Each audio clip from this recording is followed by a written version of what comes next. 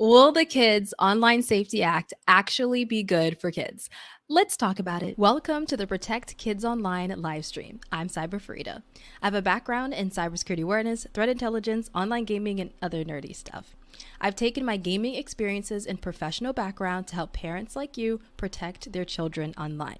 I'm known as an award-winning Forbes 30 Under 30 internet safety expert, and I've been in some places on the internet and beyond that you may recognize. So, without further ado, let's talk. 3, 2, 1.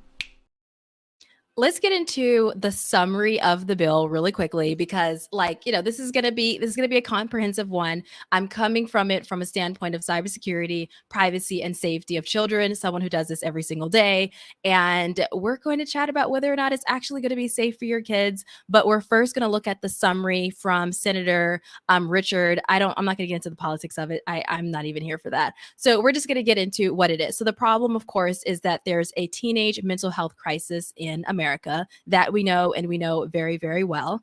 And there are skyrocketing rates of self-harm and depression amongst children and teens. I'm skipping certain things because I do not want to be flagged by YouTube. I don't know how sensitive the YouTube algorithm is going to be to this topic. So let's just, you know what I'm saying? We're going to keep it cute. Okay. But there is a big problem, and that's why my entire channel exists. And so after some subcommittee hearings, they are pulling out this bill called the Kids Online Safety Act. Essentially, the bill is, I'm going to share this tab instead. Essentially, the bill is to protect the safety of children on the internet. That's really just what the bill is. And let's go back to the summary. Okay, so the solution is COSA provides families with the tools, safeguards, and transparency they need to protect against threats to children's health and well-being online, which sounds amazing, which sounds great. We are absolutely all for that. The legislation would require social media platforms to put the interests of children first by requiring platforms to make safety the default, which is good. We want safety to be the default. We don't want safety to be an afterthought or we're going to add privacy and safety after your kids are on social media, and we're going to make it super difficult for you to find the parental controls and the safety controls and the cybersecurity controls. Let's have it on by default. I believe we need this for all of us, whether you have kids or not, or whatever it is. We all need some safety by default. So it's to give kids and parents the tools to prevent the destructive impact of social media. I am absolutely all for that. COSA also ensures that parents and policymakers can assess whether social media platforms are taking meaningful steps to address risks to kids. So to that end, the bill provides parents and kids safeguards and tools to protect kids' experiences online. The bill requires social media platforms to provide minors with options to protect their information. Very, very good. We want options to protect information, disable addictive product features, opt out of algorithmic recommendations. Okay, that's good. I don't know how certain social media platforms are going to work, like TikTok, when its algorithm recommendations are the entire platform. But I am assuming there's a way that they're doing this. They're working with a team of people. So I'm assuming there's something for that. And requires platforms to enable the strongest settings by default, which is also good as well. But I don't know what the strongest settings mean, so we'll get into that later. I'm going to be talking about the good, the bad, and the ugly of the entire bill because I believe it's important to talk about it, and you can reach your own conclusion by the end of it. So this is going to be really interesting. The bill also gives parents new controls to help support their children and spot harmful behaviors, including by providing children and parents with a dedicated channel to report harms to kids on the platform. That's very good because you want them to be hearing your voice. And if you report something, especially something that is, you're like, why is this on this platform? Why is someone able to post this material? This is impacting kids. You need someone to be able to reply. We just don't know when they say dedicated channel, how many people are going to have on it. They're hiring a team for this. Is it going to be AI in the dedicated channel? Is it going to be actually humans? That's a whole other thing.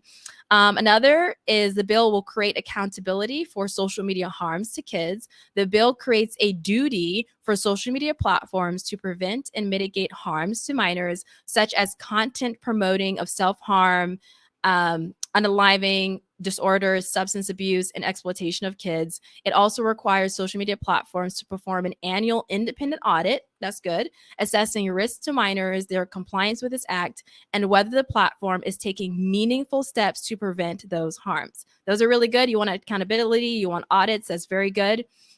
And then obviously opens up black box algorithms. So the bill provides academic researchers and nonprofit organizations with access to critical data sets from social media platforms to foster research regarding the harms of safety and well-being of minors. Okay, so right off the bat, the only thing that I'm thinking of is the privacy and security implications, there it is, there's English, of having this much data going to researchers and going to other people. And if you're trying to protect your kids online, I'm pretty sure you don't want your kids' data to be like everywhere. So that's the only concern I'm having. I'm hearing clicking in the background. I don't know if you're hearing clicking in the background. I'm going to pause really quickly to get this clicking underway because it's annoying the hell out of me. So be right back.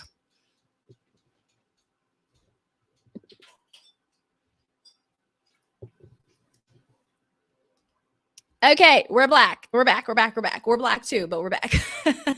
Okay, so back to the bill because that clicking noise was aggravating me. Okay, so this bill by Common Sense Media. I've worked with Common Sense Media. I liked Common Sense Media. They have like some great resources to protect your kids online. So if you're looking for resources for that, I do suggest Common Sense Media. They have some great resources to protect kids online. Of course, the American Psychological Association, Five Rights Foundation, a lot of places, Digital Progress Institute. So that is the summary of the bill. If you're thinking about what is the bill, I don't understand it. That's the summary. Let's go into now the deep dive of the bill. I wanted to put that in the beginning so you don't have to be like scrolling through the video trying to figure out like, what is the bill? What's happening? I don't understand. So now this is the long ASS document for the bill. This is the bill. This is how long? This is a 30-page document. Will we go through everything? No, I don't think so. I mean, if you want me to go through it, put it in the comments. If you're watching the replay, put it in the replay. I'll go over it if you want me to go over it. But I'm most likely just going to be scrolling through this. They have some definitions over here: duty of care, best interest, preventing harm for minors. I'm just going to read like headlines. I'm skimming. If you want this full document, actually, let me just put this entire full document in the chat so if you want it in the replay, or if you're here now, you can actually look at the entire PDF. And the summary that I was looking at, here is the summary. Here's a summary of what I just read before. If you want to share it with friends and family or people who are interested in a little bit more about this. Okay, there we go. So now we have all the sources there. You can look through it yourself if you ever want to. But there's safeguarding for minors. Apparently, they said in general, a covered platform shall provide a minor or parent acting on behalf readily accessible, easy to use safeguards to control their experience. So we kind of went through that. They have more parental tools. They want certain things that control privacy, account settings, safeguards, establishing under section whatever. These documents are long as hell, but some default parental controls, which is really good. A covered platform should provide that in case of a user that the platform knows and reasonably believes to be a minor, parental tools shall be enabled by default. So if they're saying that the person they should know the age, that means that there has to be age verification. And if we're talking about age verification, we'd want to know what companies are going to be in charge of age verification. Are they secure? Are they safe? Are they keeping your children's information private? Because the more they collect, the more that can be leaked about you and your kids. We know as adults, we have had so many accounts leaked about us online, or companies got hacked and are now in information's online. So that is going to be a really big problem with kids and, age verification system and collecting their data. So back to the document. There's going to be parental reports. We'd covered that before. That's really good. And of course, illegal content. That's something that's always talked about in terms of illegal content, inappropriate content, notification. So they'll provide notification or information described in, I'm assuming, okay, yeah, notice if something is happening on the platform. So here's the whole thing. I don't feel like I should go into the entire thing. If you think otherwise, please let me know. But I did want to at least scroll through it to give you an idea of what they're saying in it.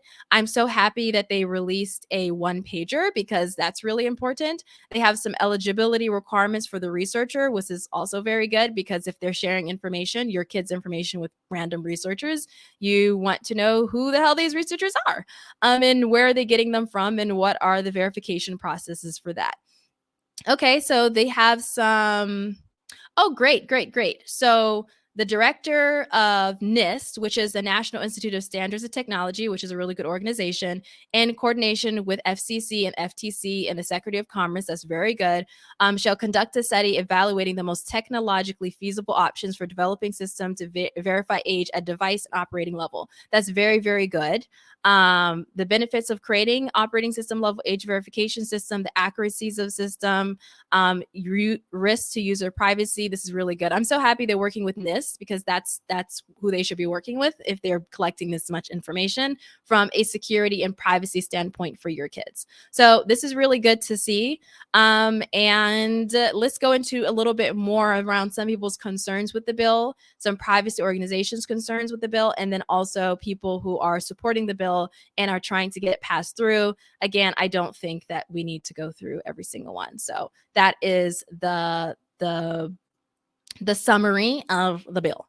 Okay, so there is a company called the Electronic Frontier Foundation, and let me see if I can pull up a page about them, just so that we know who they are.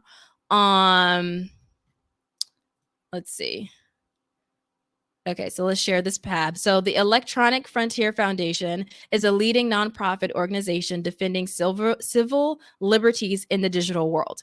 And the reason why I'm mentioning them is because they were the biggest organization to speak out the loudest against the Kid Online Safety Act. And as someone who has a background in cybersecurity awareness and threat intelligence and who cares a lot about cybersecurity and privacy, I was like, oh, if the Electronic Frontier Foundation, we're not saying their entire name right now, we're going to say EFF. If EFF is raising big alarm bells with the bill, then it is worth sitting down and paying attention to and seeing how can we modify the bill to make sure that the bill is adding more privacy and security and safety, because from my understanding, that is what EFF stands for.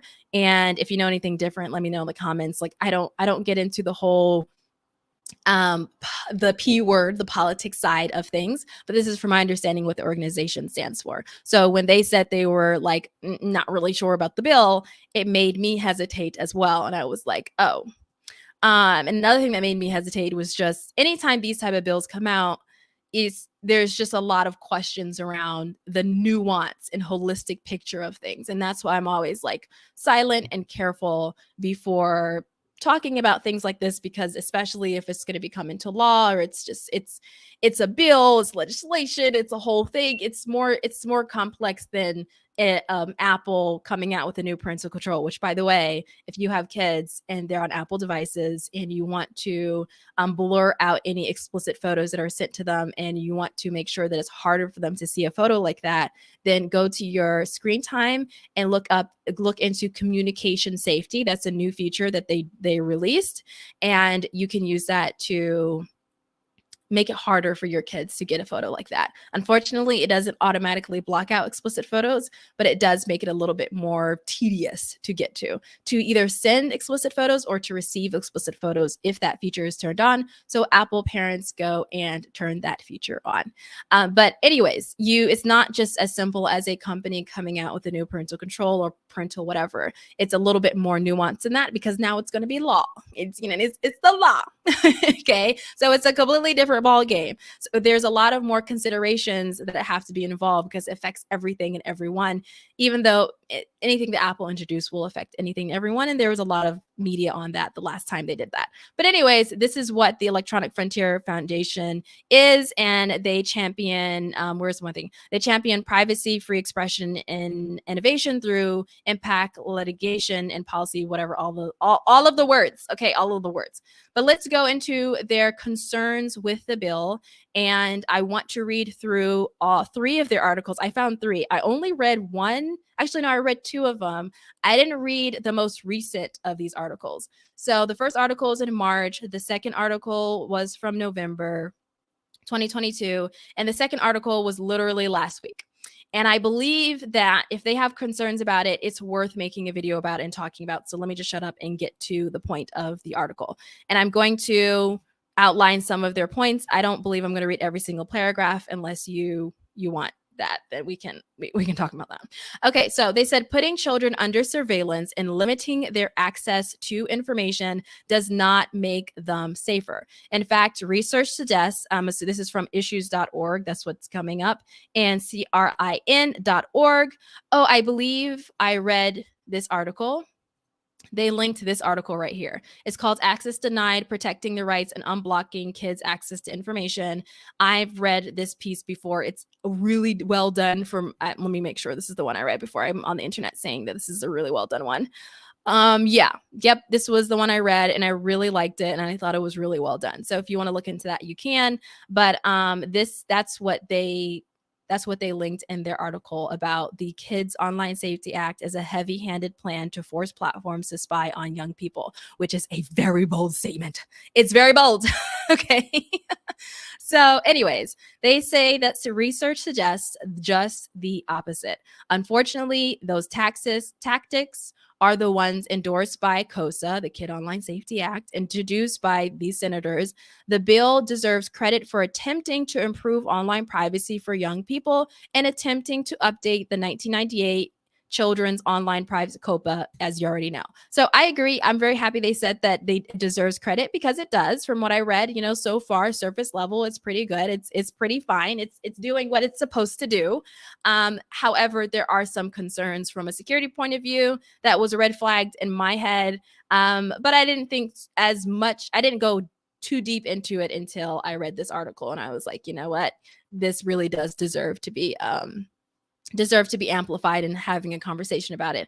I'll also talk about other people's viewpoints on the bill, not just EFF, because EFF is not going to be the sole reason why you should or should not support the bill. I don't really, it's not about that. It's about having a holistic conversation about it. So EFF says, but its plan to require surveillance and censorship of anyone 16 and under would greatly endanger the rights and safety of young people online. And a lot of the young people that it could affect, before I even go into this article, are young people with parents that may not be as supportive as other parents. Let's just say it like that. So KOSA would require the following: a new legal duty for platforms to prevent certain harms. KOSA outlines a wide collection of content that platforms can be sued for. So if a young person were to encounter it, including promotion of self-harm, unaliving, eating disorders, abuse, all of those things. I'm trying not to ping the YouTube algorithm with all of these, but you can see the words on the screen, right? Okay, we're all here. We can see it.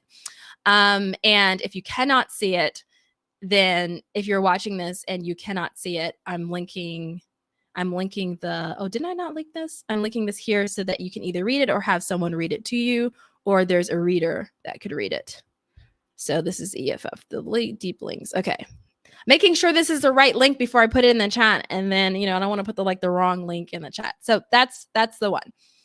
The second is to compel platforms to provide data to researchers. We went over that. I did red flag that in my head. I was like, oh, what do you mean? What do you mean? Provide data to researchers? Well, we have to be careful. But I really did like how in the bill it did say that the researchers will be vetted and there's going to be a process. And I believe they share the process. Did we read through it? No, but we can if we want to later on. I just felt like we didn't want to get too deep in nitty gritty. We want to keep it as comprehensive as possible, but also still surface level in some way, because we don't want to get too deep. This can get really deep too fast.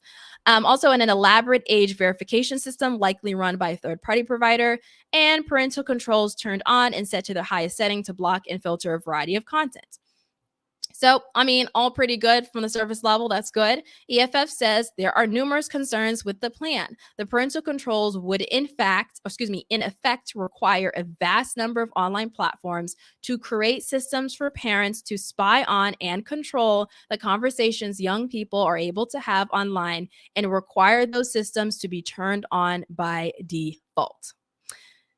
Yes, yes. This would not be that big of a problem if you had a system in the household that was rooted on trust and there was an understanding that all of these things will not be used, and if they're used in a trust way, in a way that's like, let's communicate together. This is something where it's like, hey, this is my account. I can see everything that you're watching or doing or having a conversation with. Like, there's some level of trust. However, it's difficult because when something becomes law, when something becomes something that platforms are able to give parents easily, that can be an issue. The only thing I would say the only thing I would say is that if we're putting it in platforms and we're actually putting these controls for parents to be able to look into their kids' devices or what they're saying or what they're doing or their activity, if we're putting it in these platforms and we're creating it with privacy and security in mind, it could help a little bit better in terms of well-meaning parents who are downloading third-party apps to do this already, and they may be unintentionally compromising their kids' safety and security because they don't know whether or not the company that they're using to monitor their kids is a safe and secure company that takes security and privacy very seriously, meaning that their systems are safe and secure, and it's harder for a predator or hacker to get into that. So this could help parents, well-meaning parents, who just want a way to keep their kids safe, who want to make sure that their kids are being safe online, but also really the other people are not contacting their kids and saying something stupid, who want to catch something before it happens or before it gets too bad. So that could help in that instance, but it can be a really big red flag for people who have parents that are just not, they're just no. Another thing that raised a red flag for everyone in general is that the bill could also result in further tracking of all users. And so now, if we're talking about tracking other users who are over the age of 18 who did not consent to all of this tracking, now we're getting into some musty waters. So they say data collection is a scourge for every internet user, regardless of age. And in order to avoid liability for causing listed harms, nearly every online platform would hide or remove huge amounts of content, which is true. In the CRN Child's Rights International Network, they mentioned that they were saying that if they are going to remove all this content, what gray areas are going to be affected. And ERN says this, not ERN, EFF, which is the company that's making this entire article, they said the same thing, because each of the listed areas of concern involves significant gray areas. Let's just say someone's a wellness expert. Let's say someone's in nutrition. Let's just say someone is in S work, or someone is in whatever, and they want to post content that may be impactful in a good way for adults. Or they want to post content that is impactful for other people. Or let's just say someone has an account. There's an account that I follow on TikTok, and the account helps parents have the S talk with their kids. And so would their content be deemed inappropriate for children, and will their content be pulled out of the online space? Who gets to have their content stay on social media, and who content will not be on social media? So there's a lot of things. And of course, you have kids who come from households that are not open to their sexual orientation, or how they identify, or how they move throughout the world. How would that affect them if their parents have all of this access to their accounts only because they're under the age of 18? So those are some of the concerns, and I know that they put that in the article as well. So they said these requirements would apply far more broadly than the law COSA hopes to update, or a COPA. So anyways, COPA applies to anyone under the age of 13, and this one would under the age of 16, which I don't believe that, because in here, I don't believe they must have updated that, because here it says under the age of 18. Not here. I'm looking at a different paper. This says 16. This was done in March 2022. I believe they updated it to the under the age of 18, which is even a larger age gap. We're not going to get into that. Let me make, you know what? No. Let's stick to schedule. I was going to look to see if it was under 16 or 18. We're just going to it's 16 or 18.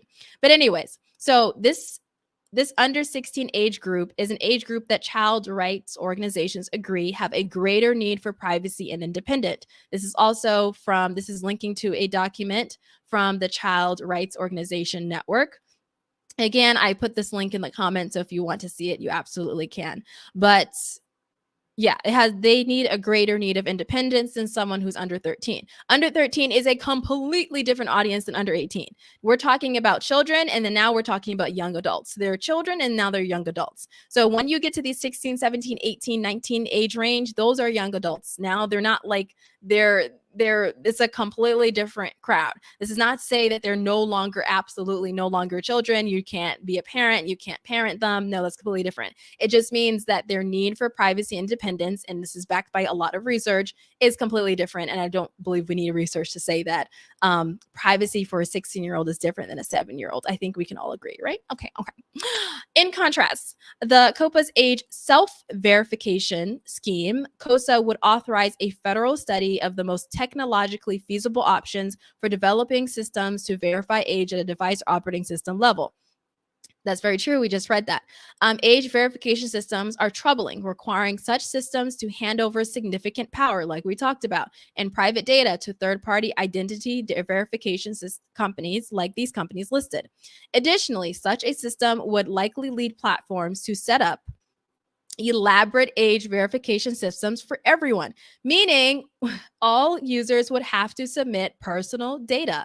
If you're submitting personal data to a platform, do you really want a platform to have all that information about your kids? So there are parents who are totally fine with it. Let me know if you're okay with that. Like, as a parent, are you okay with let's just say Roblox, Fortnite, Instagram, TikTok, all of these platforms having access? And it may not honestly be that actual platform. It's going to be a third party that's connecting through the platform. So most likely you're not going to have Instagram or Facebook or these people taking the blame for if something happens. They'd be like, we don't know anything. We told you to go to a different platform.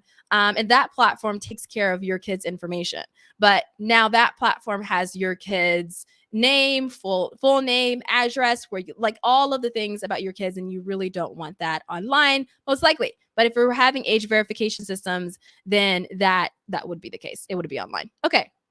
Lastly, COSA's incredibly broad definition of a covered platform would include, that is right, it was incredibly broad, commercial software application and electronic service that connects to the internet and that is used or reasonably likely used by a minor. Oh, that's a very broad definition. We have someone on a motorcycle that's having a lot of fun. I don't know if you can hear that. You probably can't. It's like very loud on my end, and I'm like, go off. Anyways, that would likely encompass everything from Apple's iMessage. We just talked about iMessage's new parental control feature for blurring out explicit photos. So if you want that, let me know. Signal's a great messaging platform for private messaging platform. If you want to look into it, I highly suggest it.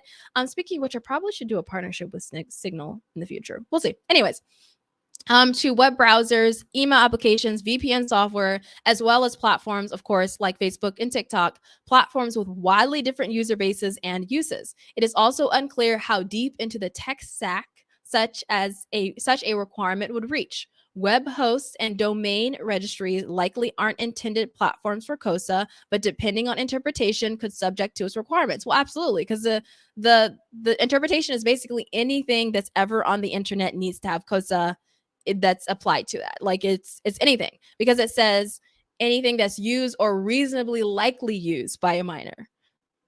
I can't think of anything, and let me know in the comments if you can think of anything on the internet that would not reasonably likely be used by a minor.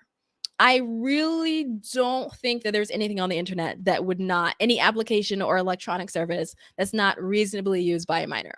That's absolutely, yeah, absolutely. Anyways, so didn't we just go on that? Yeah, we just did. Okay, good. So it's going to be really interesting. And the bill also raises concerns about how providers of end-to-end encrypted messaging platforms, very true, like iMessage, Signal, and WhatsApp, would interpret their duty to monitor minors' communications, with the potential that companies will simply compromise encryption to avoid litigation. That is very true. How would encryption work? How would an end-to-end encryption work? And of course, how will that affect young people in households where let's just say it's not healthy? Okay. So EFF believes that censorship is not the answer. They believe that COSA would, well, not they believe that, it actually would, now that I'm reading the sentence. COSA would force sites to use filters and block content. Filters we've seen time and time again, because they're using machine learning, they're using systems that is not human based. Obviously, they can't use humans. Fail to properly distinguish good speech from bad speech. The types of content targeted by COSA are complex, very nuanced, very, very nuanced. I'm saying this is not on the article, but clearly they mean that. And often dangerous, but discussing them is not bad by default. That is very, very true. So discussing your child's coming across content about mental health is not bad by default. But what is concerning and is bad is if your child is getting mental health content from someone who is not licensed or is not in a position to give them mental health advice. Now, however, there is something called, I have had this experience, here's some peer experience. Like, here are 45 things that I learned from 45 years on earth, right? That can add a mental health component to it. And it's not someone saying, I'm now your therapist, you have to do this, but it can be very complex because the internet is complex and people share their experiences. So at what point do you draw the line? Right now on YouTube, I just did a live with Dr. Patrice Berry. She's a licensed psychologist, and we did a co-YouTube video on protecting your child's mental health online. And if you want to go watch that video, go to my replay, my Protect Kids Online live stream replay. Just scroll down and you see the yellow background on my page. If you go to her channel, which I suggest that you do, it says licensed psychologist. She had to submit her credentials to YouTube so that when she's creating content online, she explained it also in the video, when she's creating content online to talk about mental health, when it comes up in the search, it says these are people who are licensed to talk about psychology and mental health, so that when your kids are searching on YouTube or TikTok, they're getting content that's actually good for them. So that's really, really good. And I'm very happy that YouTube added that, and hopefully other platforms do the same. She had to submit her credentials. Of course, we can talk about whether or not the platform is going to keep her credentials safe. That's above this conversation. We're not going to go into that now. Just back to that. But these issues are complex. So you want to have complex answers. And from what I'm seeing so far from EFF's concern with the Kids Online Safety Act, they have a lot of really good points. And I believe that, I don't know what's happening on the back end. I don't know if they're meeting with EFF to talk about these concerns and to settle some of the concerns and to bring on people from their team or people that they know, like, and trust to help out with adding some privacy to this or having some more considerations before they put this in place. Because putting this in place too fast, it makes us feel like, oh yes, we did something to protect kids online, without thinking about, oh my God, what are the ramifications? Because we don't want to just we don't want to just pass this bill and then everyone's feeling like, yeah, we did what we can. And then now there are more problems raised because more kids are being impacted by a bill that shouldn't be impacting them. So that is a really big concern, and I'm totally understanding of EFF. Let me know what you think in the comments. Do you think that the Electronic Frontier Foundation, which is where we're getting this article from, has a point? Again, if you don't know what the hell we're reading and you're like, where are we? You can check out the link in the comments. I put it there so that you can follow along or you can research for yourself. Okay. So they said it's very hard to differentiate between minors having discussions on these topics in a way that encourages them, because we need topics like this, online or offline. But online obviously provides an unmonitored space, so that's very concerning, as opposed to in a way that discourages them. Under this bill, all discussion and viewing of these topics by minors should be blocked. I don't know if I necessarily agree with EFF there, if that's what they're saying. I don't know, because I haven't read the full bill. We did the summary of the bill, and then we did like a little breezing through the bill. So I don't know if that's what they're saying, but it sounds like it. It does sound like all discussion and viewing of these topics are completely going to be out and it's going to be blocked. But people on the team who are creating this bill, supporting this bill, they may say something different.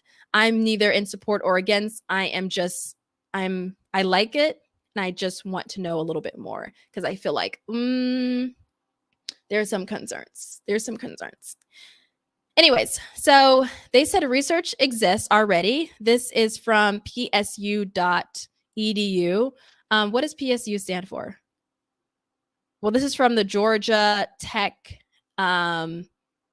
study. So there's this study, they linked this, and they said that this research already exists showing bans like this don't work. When Tumblr banned discussions on anorexia, it discovered that keywords used in pro anorexia content were the same ones used in discouraging anorexia content. And this is the research study that they're talking about in the article. And that's really good for them to share to give an idea of why this may not work. So when it comes to these platforms, it's the same as someone discouraging against it. Other research has shown that bans like this actually make the content easier to find. Right. Okay. This is from BuzzFeed News, Stephanie M. Lee, who says why eating disorders are so hard for Instagram and Tumblr to ban. It's forcing people to create new keywords to discuss it. For instance, thinspiration or thinspiration with a Y, which is absolutely correct. I mean, anytime you provide a ban, the teens, everyone is going to go around the ban. So if you're going to have a new law around this, it's going to be even now there's going to be more lists online saying 25 ways you can figure out if your kid is searching for anorexia content. Like it's going to be all of these different keywords to talk about something.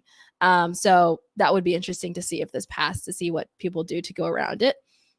So the law also requires platforms to ban a potentially infinite categories of other matters that pose a risk to physical and mental health of a minor. So as we've seen in the past, whether the legality of material is up for interpretation, it is far more likely to be banned outright, leaving huge holes in where information is accessible online. The law could seriously endanger access to information to teenagers who may want to explore ideas without their parents' knowledge or approval. We talked about that in the beginning.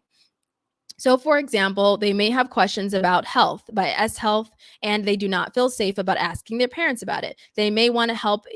May want to help a friend from an eating disorder or substance problem.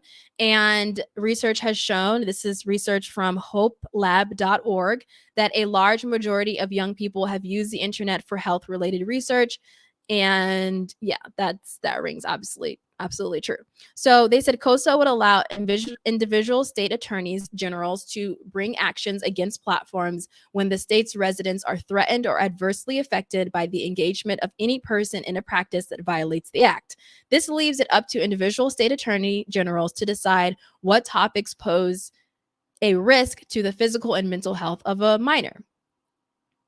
So the co-author of this bill, a senator from Tennessee, has referred to education and race discrimination as dangerous for kids. There's a lot of talk around this, and many states have agreed and recently moved to limit public education about general things like race, gender, sexuality, and discrimination. We're not going to get into that topic in this live because that's not what I talk about. I talk about protecting kids online. But that is a very, very real and very, very important subject. And I'm glad we're having more conversations around it. But yes, it will limit conversations that are very, very important about many topics that kids need to be aware of, especially if you're letting your kids online. It opens kids to a can of worms, and you have to be willing to have these conversations with your kids. If you're going to let them on social media, you have to have those conversations. If you don't feel like they're ready for those conversations, then that means they're not ready for social media, point blank, period, full stop, end of story. Okay. Recently, the Texas government, I'm in Texas, hate Texas, I just moved to Dallas, said what? What did they say? Okay, yeah, they investigate gender affirming and child abuse. So we're going to skip all of these things. But there is a very, very real issue with LGBTQI plus content being blocked from children who are trying to find information to help them. And they may have parents that may disagree about it, and they do not want their parents learning that they are searching for certain things online. That's a big problem with bills like this. And that is something that EFF and CRIN have both addressed in their studies. So I don't want to completely skip over that topic because it's important, but I'm not going to go too deep into the race, gender, and sexuality topic because we want to stick to the protecting kids online. So surveillance isn't the answer. Some legitimate concerns are driving COSA. Data collection is you don't want that for any user, any age, whatever. Invasive tracking of young people by platforms. The EFF has pushed against this as well. like remote proctoring. That was a huge thing. I might do a whole live on remote proctoring. Let me open that as a tab because I might do a whole live on it. Because someone told me, one of you all, I can't remember your name, I'm so sorry, but it was like a live that I did like 3 weeks ago, and they were saying how educational surveillance software was used against students, and students were being filmed in their rooms or being filmed just in different places or doing different things that they did not know a camera was going to be there.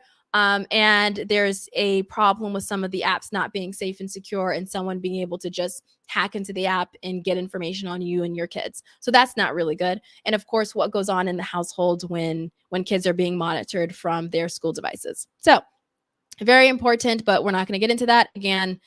Not for this live. So EFF says the answer to our lack of privacy is not more tracking. Despite the growing ambiguity of technology to make it easy, surveillance of young people is actually bad for them. I wonder what they... Okay, that's interesting. So Wired.com made something about this. I'm going to share this. They said the kid surveillance complex locks parents into a trap. Interesting. They said minute by minute, footstep by footstep tracking of children is all too easy and enticing, but everyone's a prisoner. This is interesting. Excuse me. This is interesting. I would go through this maybe later. I'm not going to go through it now because I want to stick to the COSA subject, but this is interesting to me. I did not look into this article. So, all right, back to sharing this. Yeah, we can do a whole live on that. We can do a whole live on the surveillance of children and whether you should be monitoring your kids online. I did do a whole video on should you monitor your kid's device. You can look at that if you're interested in monitoring your kid's device, but for now, we're not going to get into that. So they said that the surveillance of young people is actually bad for them, even in the healthiest household. It is not a solution to helping young people navigate the internet. I agree with that. I 100% agree with that. I believe that if you want to monitor your kids, you need to monitor them and you need to have a parental monitoring plan. You don't just monitor your kids outright. And even if you're monitoring your kids' devices, you never ever make it the foundation, the solution to protecting your kids online. Because if you do that, you will lose your kids, you will lose trust, and you honestly are not going to be able to protect them fully online. You will create more sneaky kids, kids that do not trust you, kids that don't talk to you. And what's worse than not knowing what's going on with your kids online is your kid not being able to trust you, not talking to you. So if you're doing any parental monitoring, you should be doing it from a space of they know about it.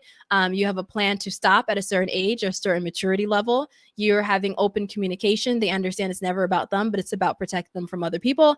And you're only monitoring certain things very closely if they're in a situation that impacts their physical health in a way that you know is detrimental for them long term, meaning they will no longer be with you in any circumstance. That circumstance, things are a little bit more complex and nuanced, but I do believe that it is not a solution to helping kids navigate the internet because parental monitoring can give you some false sense of, okay, we're good, when in fact you are not. Parents have an interest in deciding what their children can view online, but no one can argue that this interest is the same if the child were 5 or 15.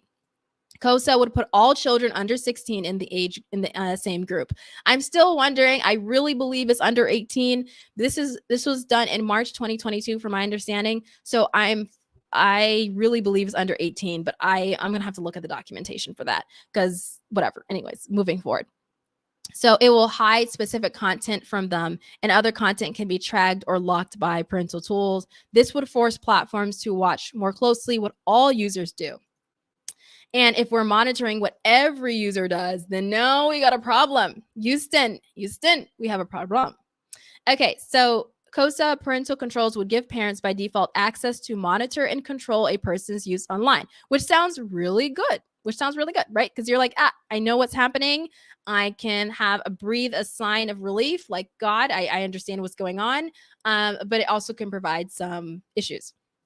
They said while a tool like Apple's Screen Time allows parents to restrict access to certain apps or limit their usage to certain to certain times, platforms would need to do much more under COSA. They would have to offer parents the ability to modify the results of any algorithmic recommendation system. Okay, I'm glad they talked about this because I was confused about this section. I was like, what do you mean? How is this going to work when it comes to certain platforms? Okay, let's get into it. So they said, including the right to opt out or downrank types of categories or recommendations. So, effectively deciding for young people what they see and don't see online. It would also give parents the ability to delete their child's account entirely if they're unhappy with their use of the platform. You know, some of these things,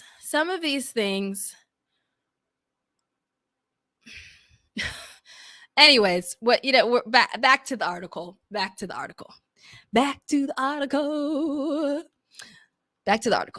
All right. So the bill, what is it? Where are we? Okay, the bill tackles algorithmic systems by requiring platforms to provide an overview of how the recommendation systems are used and to provide information about the minors that are using the platform, including how systems use personal data. So they need to have their EFF is saying transparency about platforms' algorithms work and tools to allow users to open up and create their own feeds are critical for a wider understanding of algorithmic curation, the kind of content it can incentivize, and the consequences it can have. EFF has also supported giving users more control over the content they see online. They link to Facebook privacy settings tools, which is, of course, you want that. They're saying, but COSA requires that parents are able to opt out or downrank types of categories of recommendations without the consent or knowledge of the users, including teenage users. Lastly, COSA platforms would be required to prevent patterns of use that indicate addiction and to offer parents the ability to limit features that increase, sustain, and extend use of covered platform by a minor, such as automatic playing of media, which is good. I mean, you don't always want your child to just be watching some random stuff and it goes from one video to the next. So you want to be able to stop that. Rewards time for spent on platform. Oh yeah. I wonder how that's going to work because a lot of platforms are and notifications. Minimizing dark patterns. The movie, oh my God, not the movie, the documentary. What was it called? Oh my God. It was a social media documentary. Social Dilemma talked about dark patterns. If you want to watch that with your teenage kids and you want them to learn a little bit more about the problems with privacy and dark patterns and influencing user behavior on social media, I suggest you watch the Social Dilemma with your children before you allow them on social media. And if you already allow them on social media, no matter, watch the documentary anyways, have a conversation about it. It's never too late. Okay. So they said, while minimizing dark patterns can trick users into giving up personal information, it's a laudable goal. Determining what features cause addiction is highly fraught.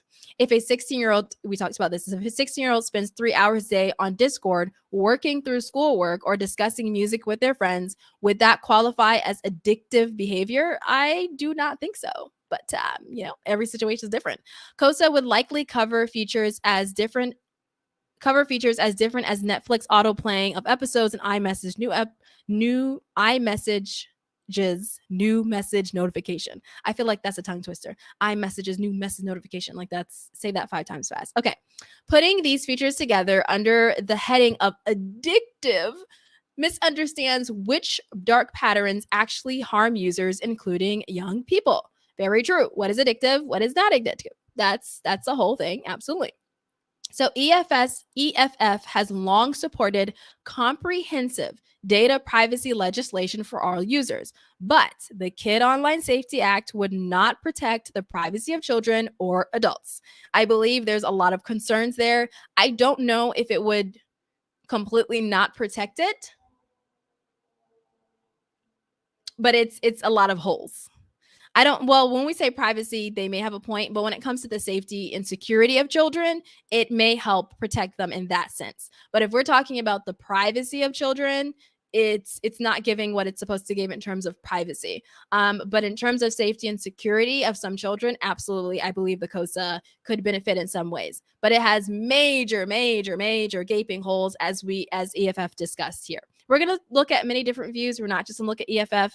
I just felt like EFF has the most comprehensive articles.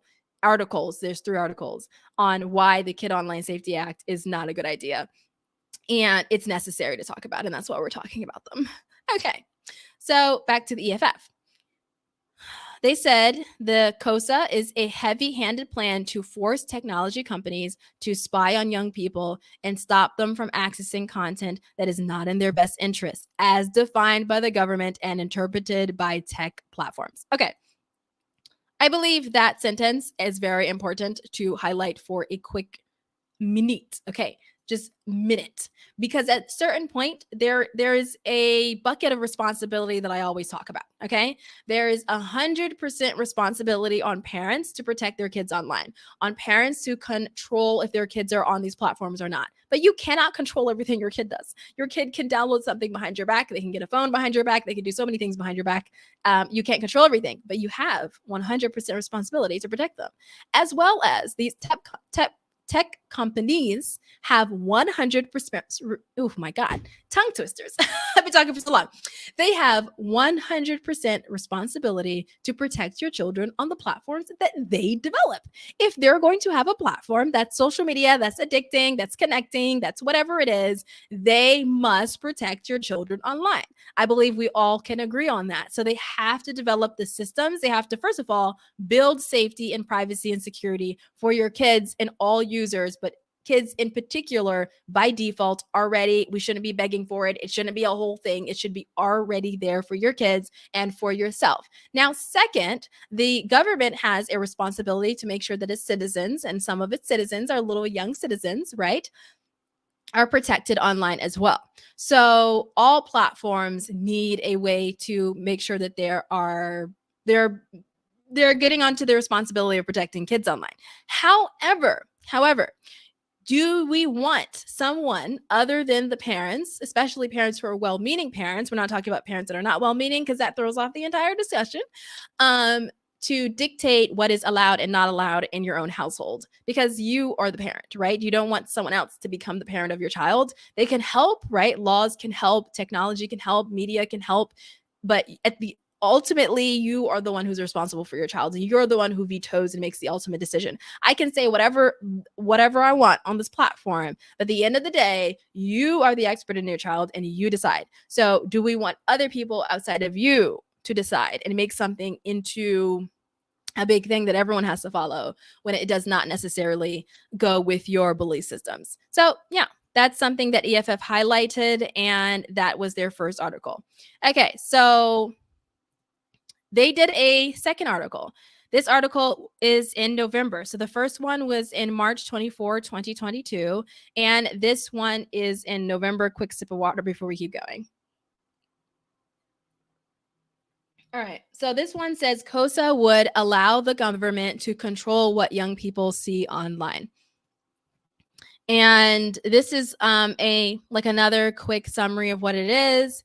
And they did another one. I believe this is just like the same article that we read. Yep. This is just a shorter. This is just a shorter version. Oh no. Oh, never mind. I was looking at the wrong one. I was like, what's going on? This looks the same. Okay, this is different. Okay. Okay, so yeah. They said the latest version of COSA, which is of November, which is a couple of months ago, is focused on removing online information that people need to see, people of all ages, and letting governments or state or federal decide what information everyone needs to see is a dangerous endeavor. On top of that, the bill, supposedly designed to protect our privacy, actually requires tech companies to collect more data on internet users than they already do. Well, that can be very scary, because they already collect a lot of information about you and your kids. And so this bill, according to EFF, requires them to collect a lot more than they already do. So EFF said they have long supported comprehensive privacy protections, but the details matter. They're absolutely correct. Details matter. COSA gets the details consistently wrong. Ooh, it's a bold statement. Okay, sip of water. And that is why we're calling on members of Congress to oppose this bill. It feels like a lot of people are not opposing to it. I feel like I feel like there's not a lot of opposition, but maybe, I mean, there is opposition. A lot of people are opposing from it. ACLU is opposing it. EFF is opposing it. A couple of other really big organizations and peoples and nonprofits are opposing this bill, and they do not believe that the Kids Online Safety Act is good for kids. And it is good to see that there are different discussions around this, because it deserves to be talked about. Okay, so let's talk about the good. I'm very happy because we spent a while talking about the bad. So I do want to see EFF say something about the good and what's happening and what's going on, and I'm very happy that they're talking about the good. So anyways, let's see what EFF thinks is good about the bill.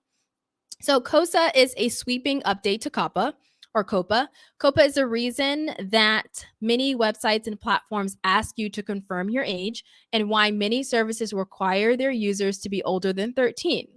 Almost every social media service, because the laws protecting data privacy are more stricter for children than they are for adults. Legislators have been hoping to expand COPA for years, and there have been good proposals to do so.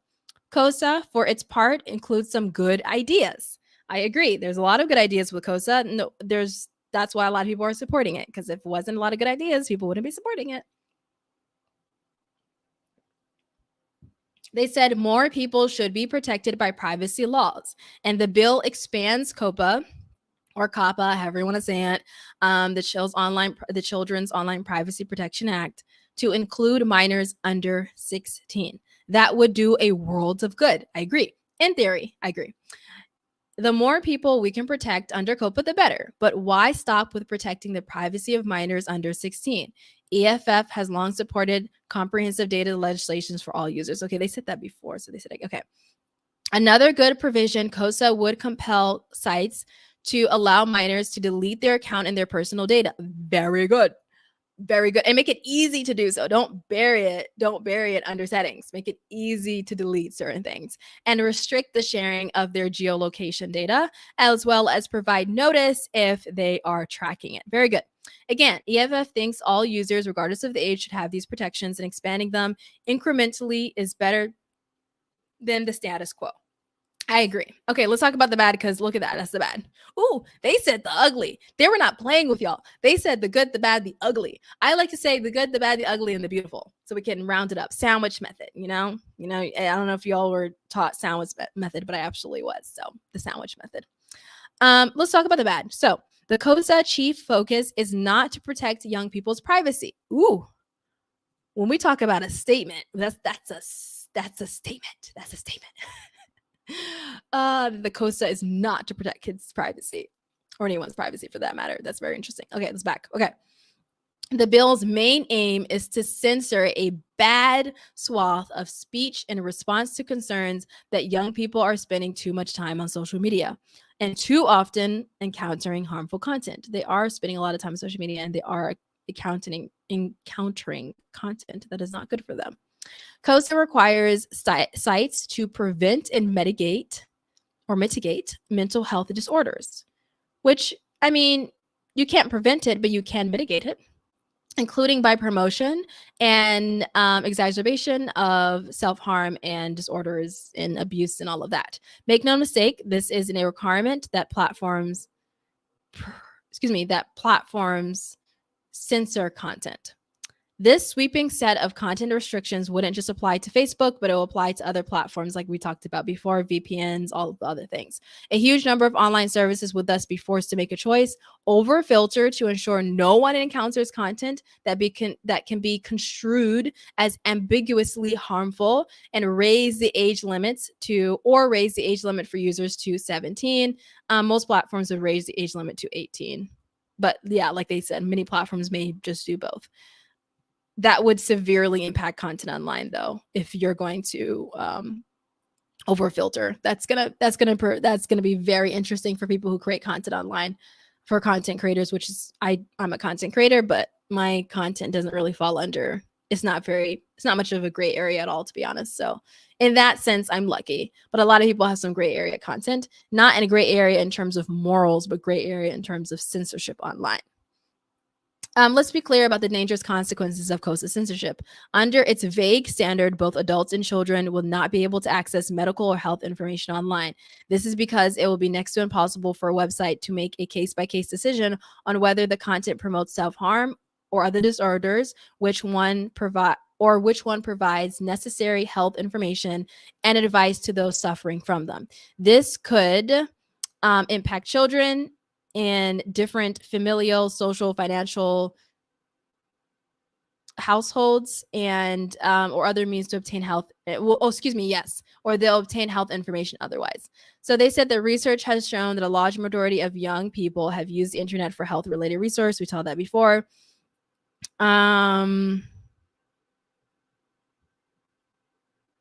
Okay, this is actually good. Okay, let me read this. To say another example, COSA requires that services ensure that young people do not see content that exacerbates a substance use disorder.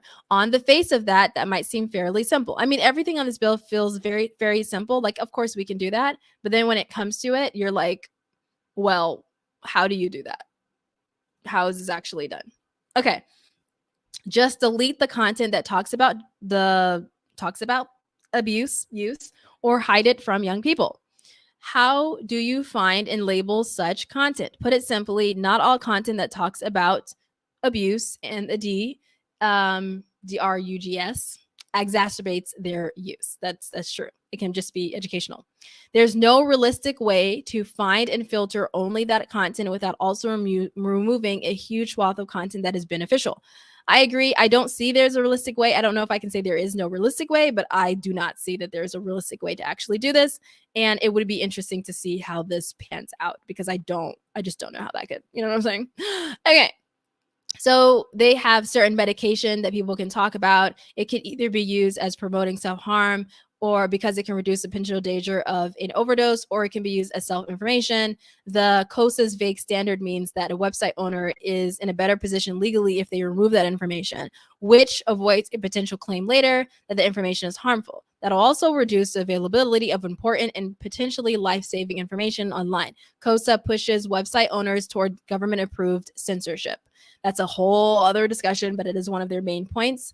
EFF, reading this, we're talking about free speech and government-approved censorship. I don't really go too deep into government-approved censorship because it can just it can go downhill very fast.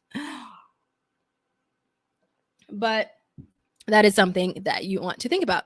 Okay, so the ugly. They said the bad is not enough. Let's talk about the ugly, which I do not blame them for at all, to be honest, really.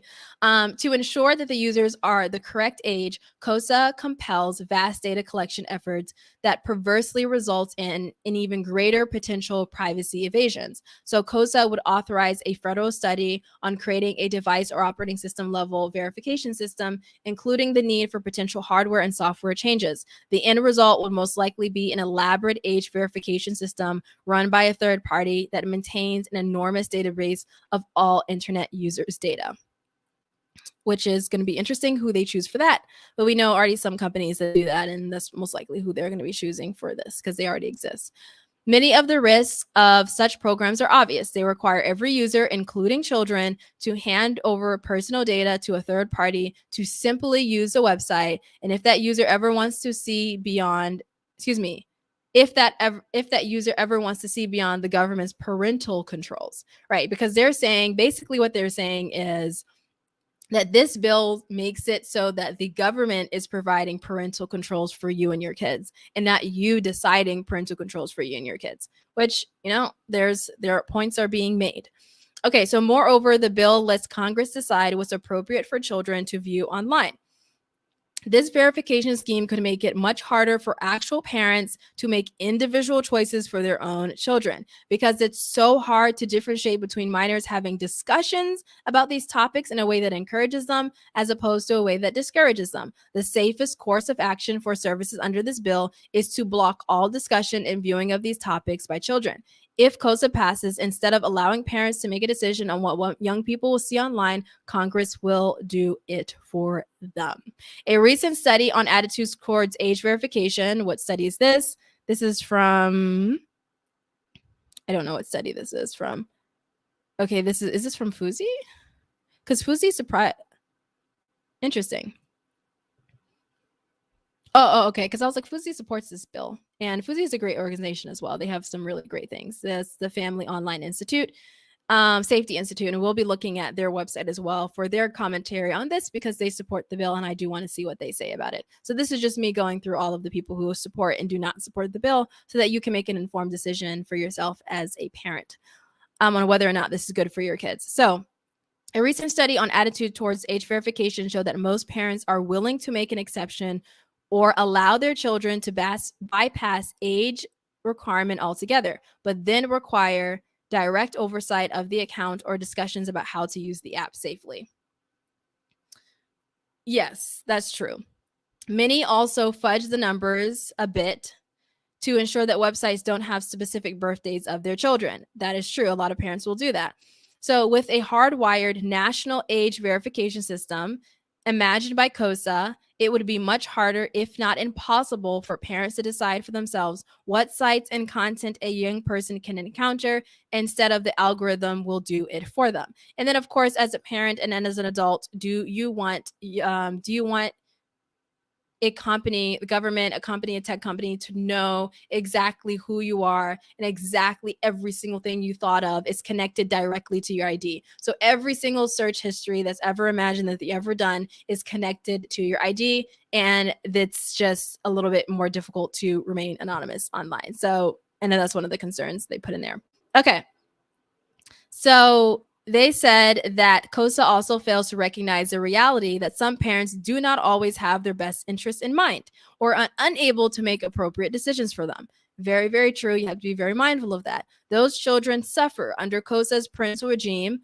Ooh, they said regime. They were not playing with y'all. They did not come to play. Okay. They came with their homework, the glasses ready, notebooks out. It's a regime, which requires services to set parental controls to their highest level for those under the age of 13. From my understanding, it was under age 16 or 17, but I think there was something. We didn't read through the entire bill, by the way, so most likely there's something there.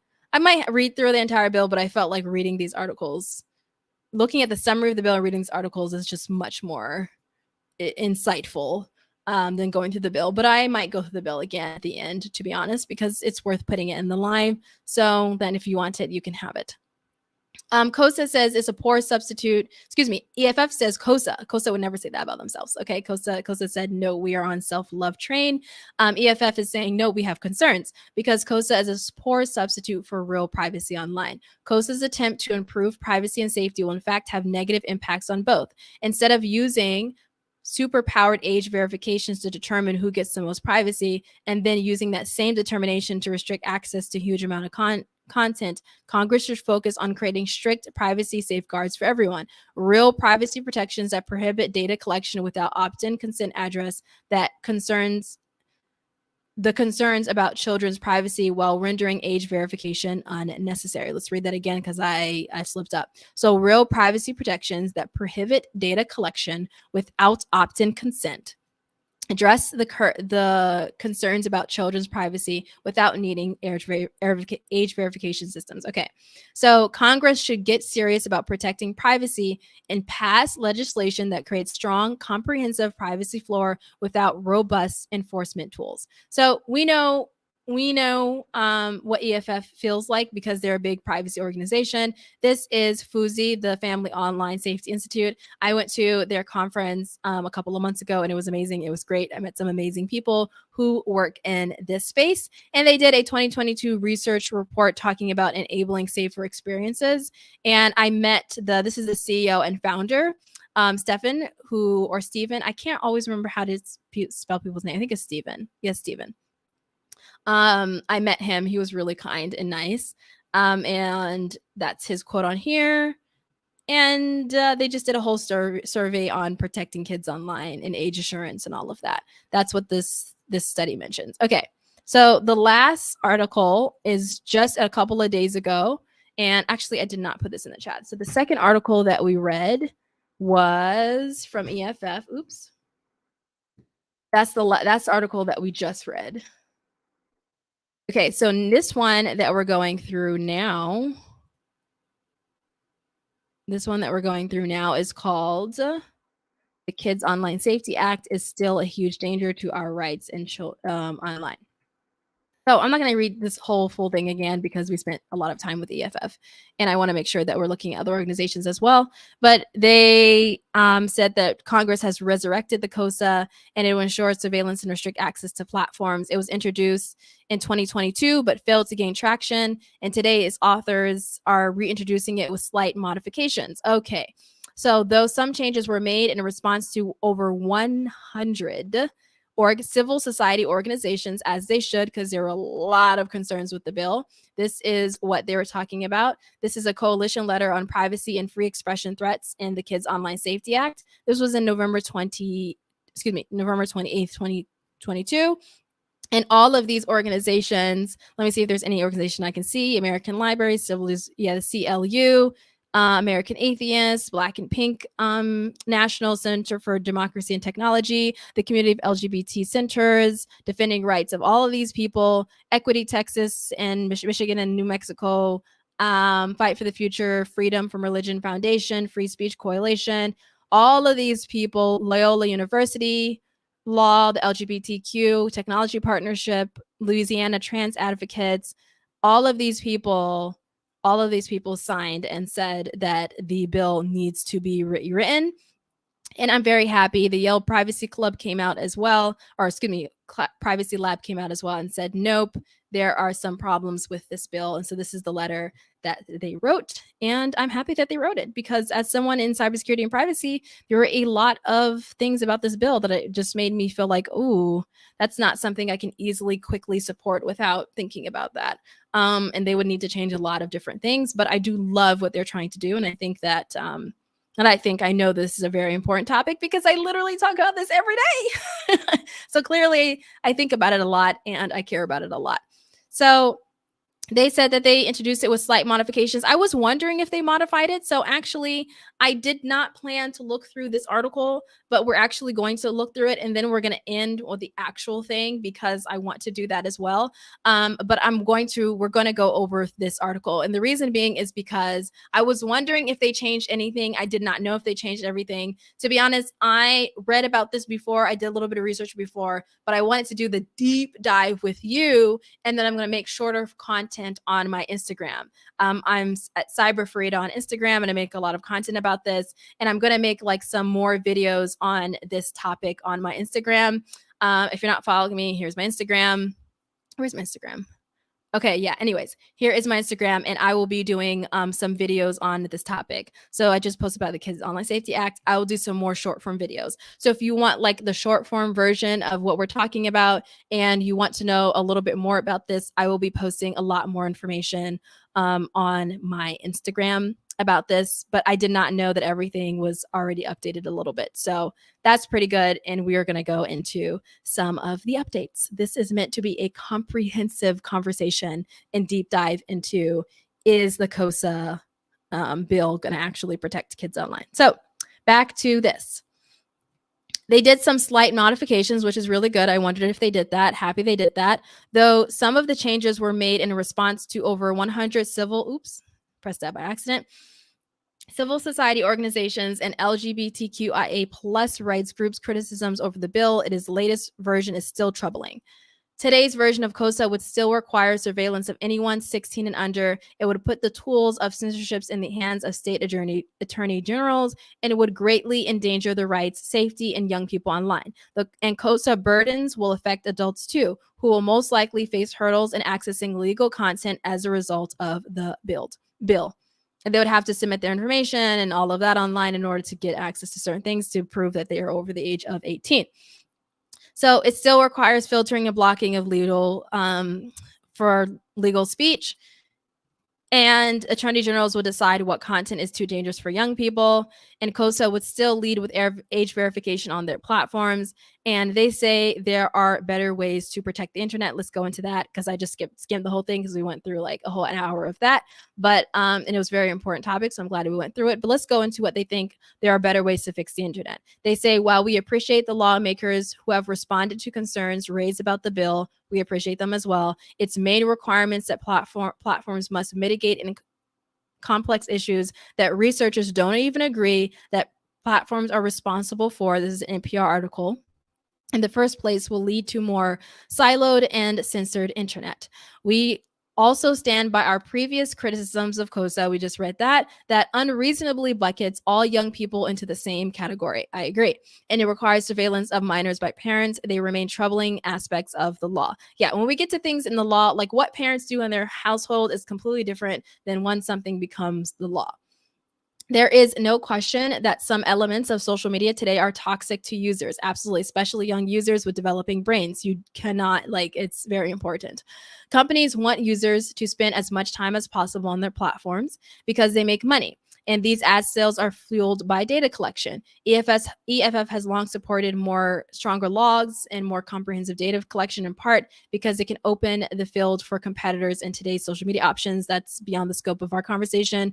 If users are unhappy with the content or design on current platforms, they should be able to move to other options. That's absolutely with better privacy and experience, especially for young people. There are some apps that are coming out that are more safety and security and privacy oriented apps for kids. I haven't talked about it because I need more research done on the apps and to work with the organizations to see if it's actually like, it's fine. But there are things that are coming out, which is really good. Again, they don't believe COSO enhanced the ability to choose where they would spend time. Instead, it would shrink the options by making strict requirements that only, that's a really good point. Let's read this entire thing.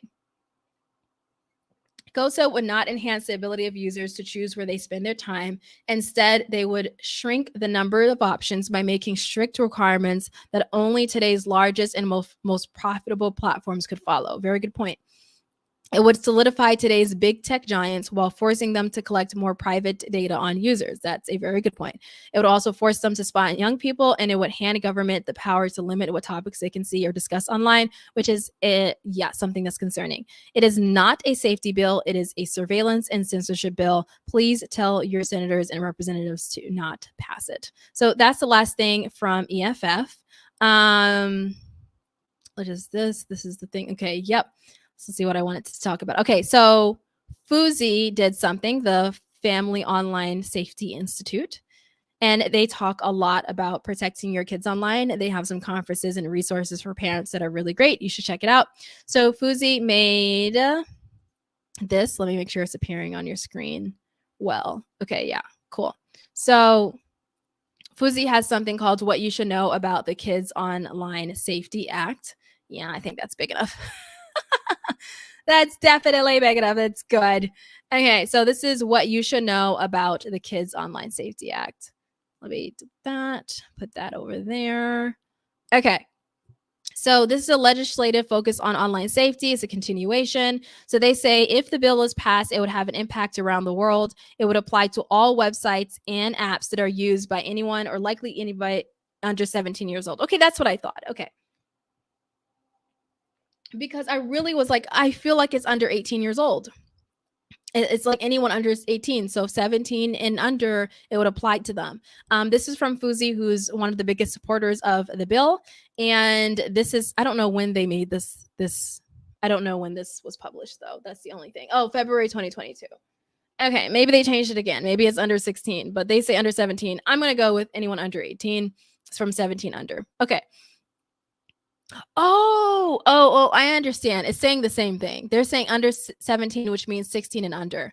EFF just said 16 and under. So it's all 16 and under. I got it. Okay, we got it. We got it. Okay. I'm clear. That's me being confusion, not anyone else. COSA has a number of sections that would improve the online safety environment, including duty of care to mitigate harms of minors, improve users and parental controls on the platform, clear communication to children and families. I actually really like this, and I want to find this in the bill. I'm going to search it really quickly. Clear. Okay, so in the bill, really quickly, I just searched for clear. The first thing that popped up with clear was clear and conspicuous mechanisms for parents to opt out or turn off any default parental tools put in place by the covered platform, which is really good. Another time they mentioned clear was a covered platform shall provide clear and conspicuous notice to a minor when parental controls are in effect. That is also really good. What's another moment they mentioned? Clear registration. So prior to registration, use, or purchase of a covered platform by a minor, the platform shall provide clear, accessible, and easy to access and easy to understand. Accessible means easy to access. You love tongue twisters. A notice to policies and practice of the covered platform as respect to personal data and safeguards for minors, information on how to access the safeguards and parental controls required under Section 4, and a notice about whether the covered platforms, including any algorithmic recommendations used by the platforms, pose any heightened risks or harm to a minor. The next time they mentioned clear was the algorithmic recommendation systems, an overview of how they are used by the covered platform to provide information to users on the platform who are minors, including how such systems use the personal data belonging to minors, and options for minors or their parents to modify the results of algorithmic recommendation systems, including the right to opt out. Yep, we talked about that with EFF. Okay. The next is resources for parents. I love this. This is what I love.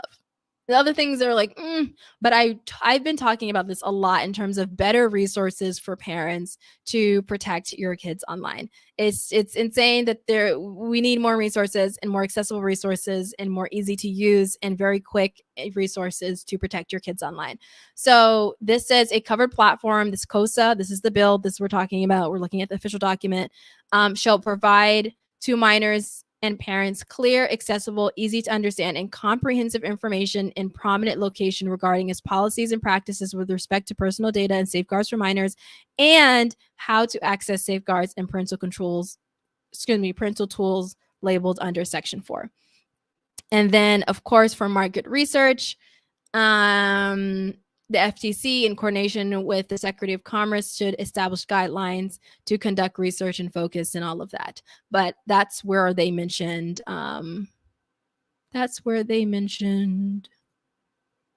clear understanding. So if you want to look at the FUSI document that we're talking about, here is the FUSI document. Let me make sure this is the correct one. Yeah, this is the correct webpage. Okay, so that's the PDF. Oops. That's not the right one. I don't feel like that's the right one. I don't think that goes to the right one. Oh, it just cuts it off. Okay, well, it's just going to cut it off. Okay, whatever. Anyways, so that's the document that we're looking at right now. There are also some parts of the bill that we believe must be further explained and clarified, like transparency requirements and researcher access to data for fear of unintended consequences. You know what? I highly respect FUSI for saying that, because that was a red flag that I mentioned in the beginning of the video that I did not like, that you're giving access to third-party people information about kids. That just, I mean, there's just a lot of privacy violations to the bill, as we talked about as EFF talked about. And I agree with a lot of the points that EFF made.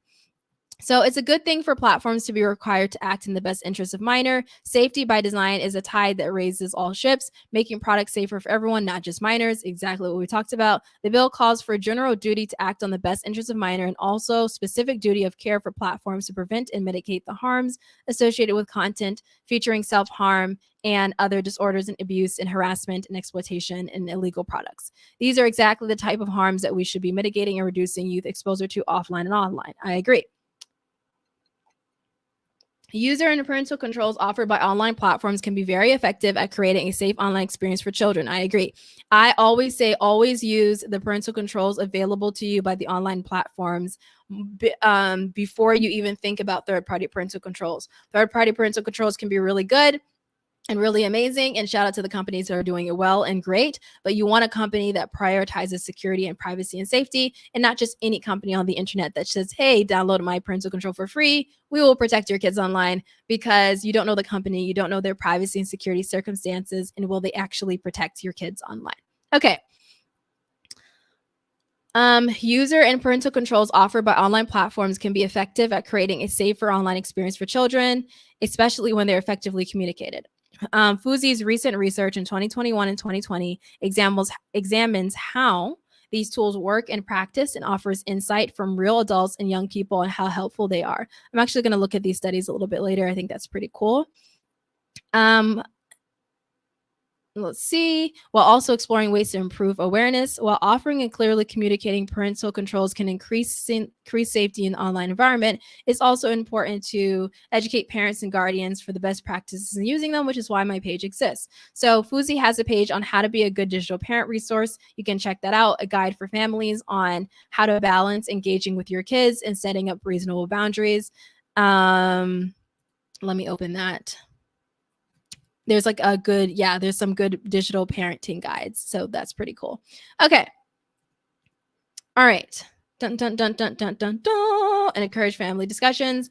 Clear and easy to understand explanations of policy practices and safeguards that are offered to minors and parents are an important part of improving the platform safety. It is also important to explain to users how their personal data is going to be used and the choices they have over how the data is collected. I agree, and is used in this important step for improving and customizing kids' online experience. Another part of this bill would require platforms to more clearly designate and label advertisements, which is something that's especially important to kids as they develop literacy skills and differentiate between paid ads and native content. So this is something that, yeah, the enlisted, yep. Anyways, age assurance and verification is an important but complicated part of youth safety. Some work has been done in this area in the Children's Digital Rights Foundation and data privacy organizations, and putting an expert agency like NIST in charge of studying the issue and finding the most technologically feasible is a great step forward. I agree. When I saw their name on the document, I was like, good. It is critical to be sure that minors are treated as minors with additional protections and assurances that their interaction with age-appropriate content. That is very true. It's just that the implications of age verification systems and technology and collecting information and data and privacy, but that is very true. However, we also want to follow the goals of data minimization. I'm glad they talked about it. Collecting more information from all users to prove the age of minors results in less privacy and puts more data at risk. This is a very good point. I'm glad Fuzzy said that because I'm like, well, that's amazing. We can do that, but we got some privacy issues. Empowering NIST to study the issue is a smart and responsible way to address age verification challenges. I actually agree with that. Yeah, I agree with that, actually. The establishment of Kids Online Safety Council would be transformative to family online safety in the U.S. Fuzzy has launched calls for a creation of Chief Online Safety Officer. Oh my God, that would be so good. To coordinate all online safety efforts across the U.S. government. We absolutely need that. This was in February 2020. Let's see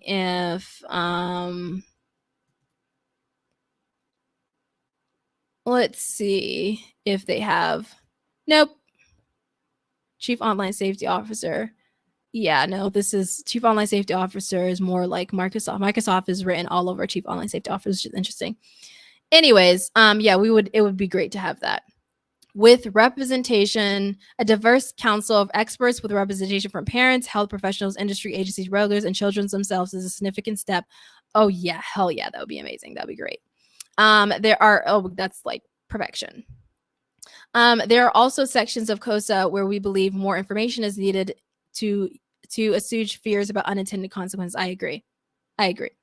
For example, the bill as written would apply to nearly every website and app on online platform, which is not good. This is especially a broad definition of covered platforms and does not consider the differences between diversity of internet operators from social media platforms and communication apps to streaming services, marketplaces, and search engines.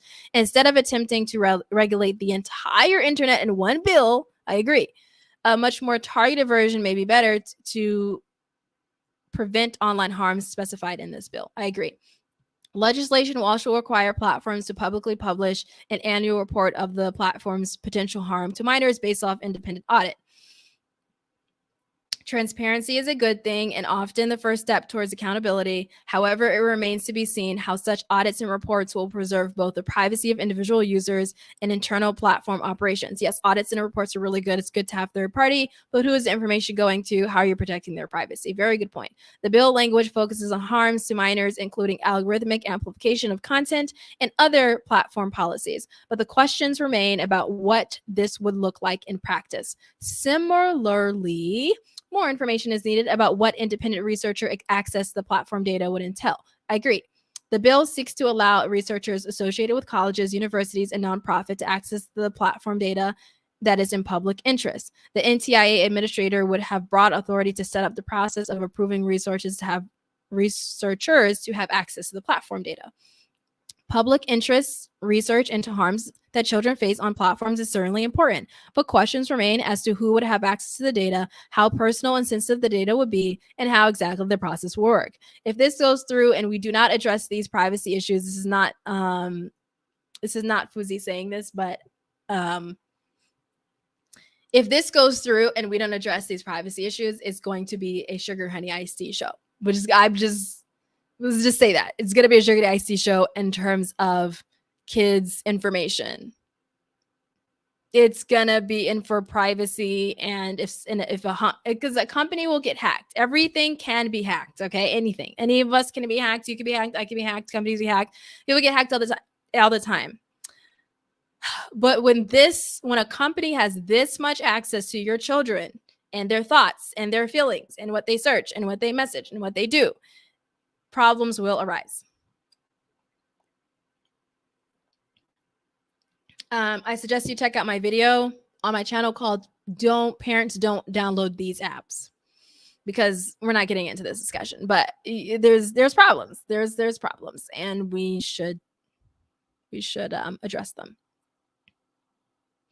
The bill creates new responsibilities for FTC and IST and the Department of Commerce and NTIA, yet it does not explicitly appropriate funds to the agencies and departments to conduct this important work. Exactly. Like I said, you're going to have to build out a team. We said this in the beginning, in the first 15 minutes. You have to have a team. You have to have people to do this. It can't just be all AI or whatever. So who is going to get the funding? How are we going to get this to work? Many things are going to slip through the crack. I don't know how this is going to work. We need to slow things down. We need to slow stuff down. Let's address the main concerns and then let's move forward. Like Fuzzy said, let's narrow the focus of the bill. The FTC is and can be effective in appropriating regulator. I agree. However, it needs more resources, staff, and expertise to do so. I agree. Fuzzy sincerely hopes that if passed, the ensuing decision of appropriateness does not become a political battleground and jeopardize the safety of minors online. It probably will, unfortunately. As a leading voice in the family online safety world, Fuzzy is a leading voice. Congratulations, Fuzzy, on having some amazing content and amazing things that you're doing. Fuzzy is glad to see many recent legislative and regulatory efforts focus on children online safety. I agree. I'm so happy we're having these discussions. And we are encouraged to see a consensus building around measures to promote safety by design and efforts to mitigate specific harms to children that they face online, and hope that collaborative and cooperative progress can contribute to making the online world safer for kids and their families. +1 Fuzzy on this, +1, I agree. So far, the Fuzzy documents and the EFF documents, largely, I definitely agree with what's going on. So there's an article from The Hill that talked about this as well. I wanted to get all different opinions on this bill, and then I'll come out with what I believe about the bill. And then I'm going to make a bunch of videos online about this. So if you follow me on Instagram and all these other platforms, you will see me talk about this. So let me link this Hill article, and then we're going to get into what The Hill is talking about with the Kid Online Safety Act. For something of this big, I believe we need more conversations. We need to slow down this bill. This is I love what they're trying to do. And I believe we need a lot more conversation, discussion, and we need a lot more, like Fuzzy said, some very niche and narrow focus. So we talked about this, what's going on. So they said our Kids Online Safety Act. Who's making the article?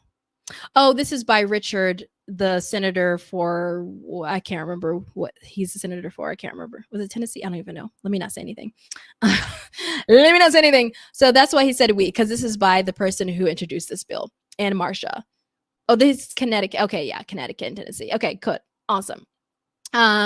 This is from the makers of the bill, which I believe was important to discuss. I totally forgot that I had this. I was like, why they say we? Oh, yes, it's from the people who introduced this bill. So it's important to see what they were thinking when they were introducing the bill. So they said we first introduced it more than a year ago. This was made in 2023, which is literally this May the 2nd. So last week.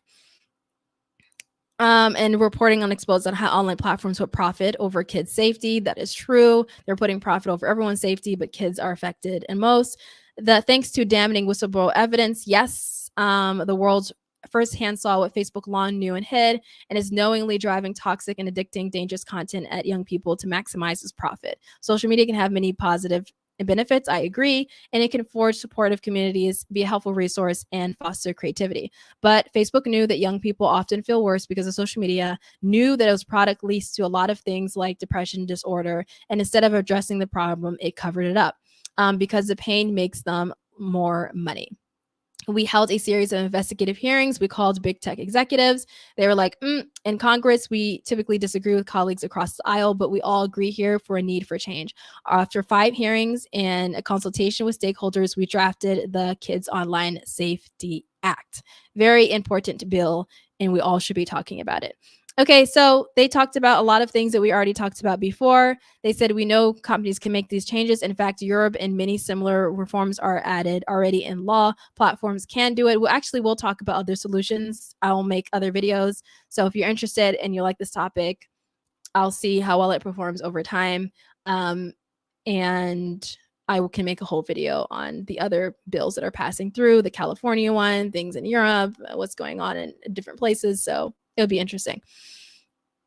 They said we've seen school districts and parents launch their own efforts to hold platforms accountable with new laws and litigation. These efforts reflect the Americans' growing frustration with ongoing dangerous online world that poses on kids and the urgent need for these companies to be accountable. Huge need.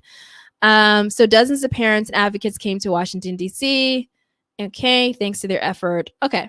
Yeah, he's a senator for Connecticut, and she's a senator for Tennessee. I got them mixed up. I don't really follow politics at all because why would I do that? But those are the senators for that. So congratulations on that. That's great. Okay. So Common Sense Media also is one of the bigger supporters of the Kid Online Safety Act. And for transparency, I've worked with Common Sense Media before. They have an amazing team, an amazing mission. I like their company. I like what they do. I recently talked about Sensical, which is their YouTube alternative for kids. If you want your kids to have a YouTube alternative, I highly suggest Sensical. I was a part of one of their campaigns for Sensical. It's really great. One thing I do like about Common Sense Media is that they allow different points of view. So sometimes you'll see a review on a game on Common Sense Media, and maybe the review of the game doesn't seem that very understanding of the game. I've seen that as a gamer myself. I've seen some reviews on Common Sense Media where I was like, I don't know, I wouldn't necessarily agree with that. But the reason why I like them is because they open up the discussion for other people with different points of view. So parents and kids alike, which I love very, very much, can go on their website and say, hey, you know what? I agree with this. I disagree with this. Here's my experience. Here's what I think about it for other kids and families. And I think it's amazing. So kudos to Common Sense Media for some amazing, impactful work. Their team has been amazing. I've met many different people on their team, and they're very, very dedicated to protecting kids online. So it is no surprise to me that they are supporting this bill, and they did the reintroduction of this bill, if you will. Okay, so this is May 2nd. A lot of people made statements on the reintroduction of the Kid Online Safety Act last week, which is why I was like, you know what? Let's talk about it. Let's get into the nitty-gritty of some of the concerns. So they said that today it was reintroduced in a bipartisan proposal to enhance kids' online safety. It's designed to impose responsibility to social media companies, to the tools. We spent an hour and a half talking about that. So we know the founder and CEO, James, issued the following statement to support the bill. They said, we applaud the steadfast leadership of the senators. We're witnessing youth mental crisis, and we want to make sure that big tech knows the big role that social media plays of the crisis. And they said that social media platforms are addicted by design. Again, watch the social dilemma with your kids if you want to learn more about that. COSA would help mitigate the harms of it. The national momentum to protect kids is stronger than ever, and we hope that legislative activity across the country will support this. So they're just supporting it. We don't have to look too deep into that, but Common Sense Media is supporting it. Okay. I saw Dove talk about this as well.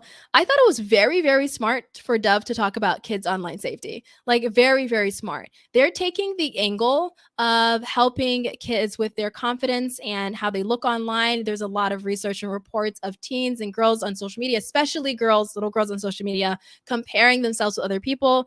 And, Dove does a lot of campaigns and around this. So I think it was really smart for Dove to get on this and to make a campaign on this. So +1 for Dove for doing this. I think it's awesome. They have a series of videos online about this. Again, as even though I have concerns about the bill, even though I'm like, I don't know about the full how this is going to work, and I can't like necessarily be like, hey, everyone, go support the bill and sign up until there are more changes made. But bless them for changing things and reintroducing the bill and addressing some of the concerns that people had.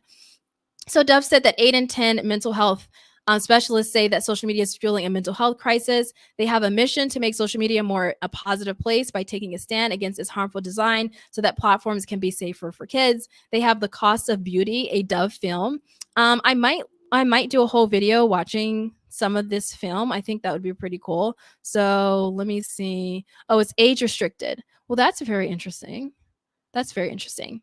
But there's a little film by Dove about this, and actually, maybe we can just watch it together. It's just like, yeah, let's watch the film together. Okay. So this is the thing from Dove.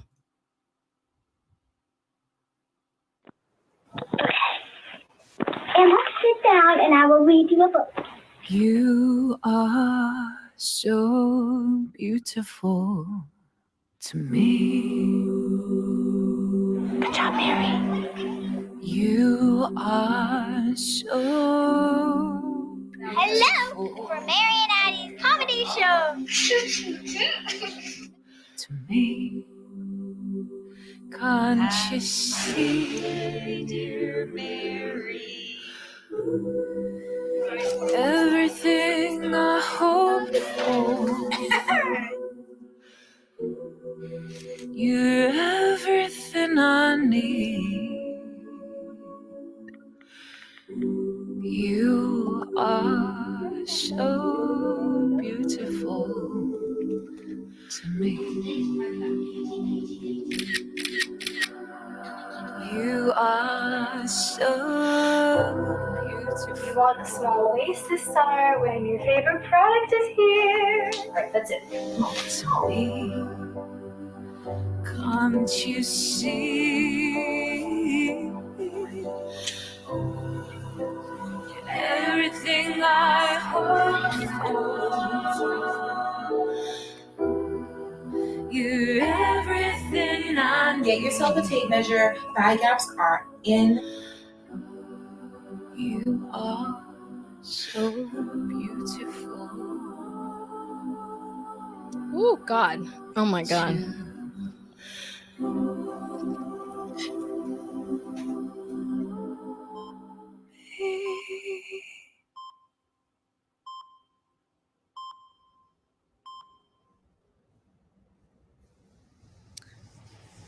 You are so beautiful to me. Can't you see? You're everything I hope for, everything I need. You are so beautiful to me. Can't you see?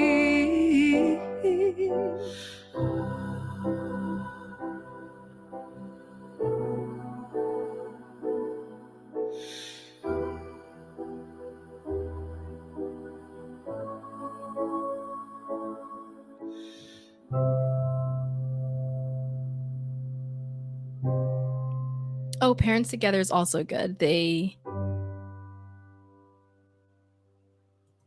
Parents Together is also good. They did a couple of things for they had some content online that I really liked in terms of protecting kids online. So very, very good video. Like I said, I believe Dove did an amazing job in terms of promoting this because it's Dove. And I'm very, very happy that they're standing for kids' online safety in general. Again, with the bill, I'm not completely convinced that we're there at the point where we can pass the bill. There's a lot more conversation that's needed if we really want to protect kids online and their safety and their privacy from a bigger sense, from a smaller sense in terms of what's happening right now, but from a bigger sense. But I'm very, very happy we're talking about this because there are a lot of concerns when it comes to kids online, as we already saw from the Dove film. It was like a 3-minute film. It was pretty good. And they're basically asking people to sign the petition. What I really, really liked, what is it? The petition was already signed by, what is it? Oh, actually, here's a petition. This is the actual petition. Let me share this tab. So it was over 80,000 signatures collected, and they want 100,000 signatures. And this is put by Parents Together Action. So they got a lot of signatures for their bill. And they did a lot of campaign work for this. And I believe that was really, really good. This seems like an hour or something. I don't know why that's okay. Well, so that it was able to understand. Okay, so I might watch this a little bit later. We can look that up a little bit later. But there was a form, a Dove form for change for the Kids Online Safety Act, and that would be interesting to watch. I will look at that a little bit later. What I really liked when I looked at this page was that they had information and support for parents, which I thought that was perfect. Okay, so there is some stats for ending the appearance hate, the toxic beauty standards on social media. And what I loved even the best is a confidence kit, a tool to help build positive confidence for your kids online. So this is a confidence toolkit, a kit to support your child in building their self-esteem. I posted a video on my Instagram about Gary Vee talking about this as well, which I agreed that if you want to protect your kids online, you want to build their self-esteem and confidence. It's one of the best things. So kudos to Dove for having this. And if you're interested in all of this, I don't know about the documents. I have not looked through them, so I cannot say, oh my God, they're amazing or whatever. But I can say that I believe that what Dove is doing from what I can see here is amazing. So I will share the Dove documents right there. That's really good. I'm very happy that they have a whole confidence kit. And if I like it enough, if I read through the entire thing, I will share it with my audience. But I like it. I like it a lot. Okay. So we launched that.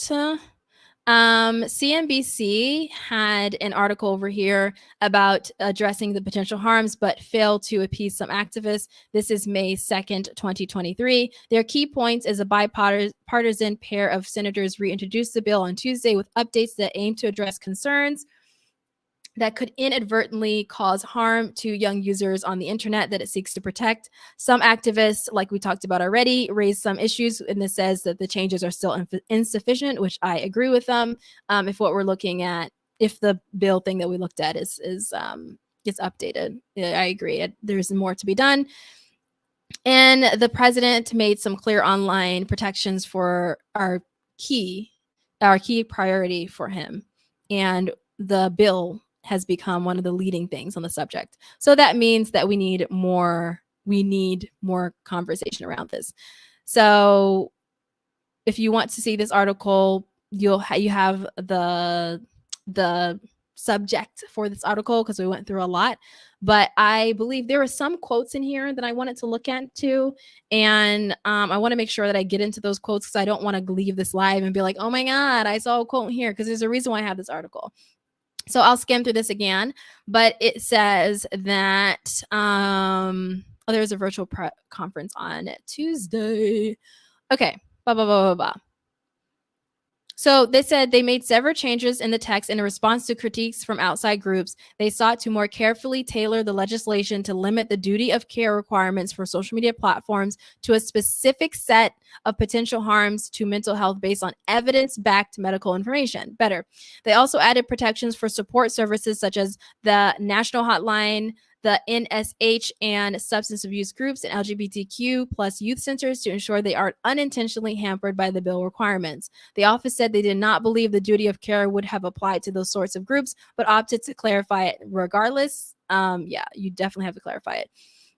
But the changes were not enough to placate some civil society industry groups. Evan Greer, the director of digital rights nonprofit Fight for Future, said the senator's office never met with the group or shared the updated text in advance of introduction despite multiple requests. Greer acknowledged, hopefully I'm pronouncing their name correctly, acknowledged the co-sponsors' offices met with other groups, but said in an email statement that it seems like they intentionally excluded groups that have specific issue areas, expertise in content moderation, algorithmic recommendations, etc. Well, if this is true, that is concerning because they have to meet with everybody. I've read through it and can unequivocally say that the changes that have been made do not address the concerns we raised in our letter. EFF said the same thing. The bill still contains a duty of care that covers content recommendation and still allows state attorneys to, or state attorney generals to effectively dictate what content platforms can recommend to minors. ACLU remains strongly opposed to the Kids Online Safety Act because it would ironically expose the very children it seeks to protect to increase harm and increase surveillance. ACLU Senior Policy Counsel Cody Vinzik said in a statement, I'm so sorry, Cody, if I'm mispronouncing your name. The group joined the letter warning against the passage last year. COSA's core approach still threatens the privacy and security and freedom of expression for minors and adults. And yeah, I agree. To accomplish this, the bills will let legalize platforms already pervasive data collection to identify which users are minors when it should be seeking to curb those data abuses. Moreover, parental guidance in minors' online lives is critical, but COSA would mandate surveillance tools without regard to minors' home situations or safety. So yeah, we talked about all of these. There's a lot of things that are very interesting. This is the Net Choice vice president said working out how many young people should use technology is a different question, always best answered by parents. COSA instead creates an oversight board of DC insiders who replace parents in deciding what is best for their children.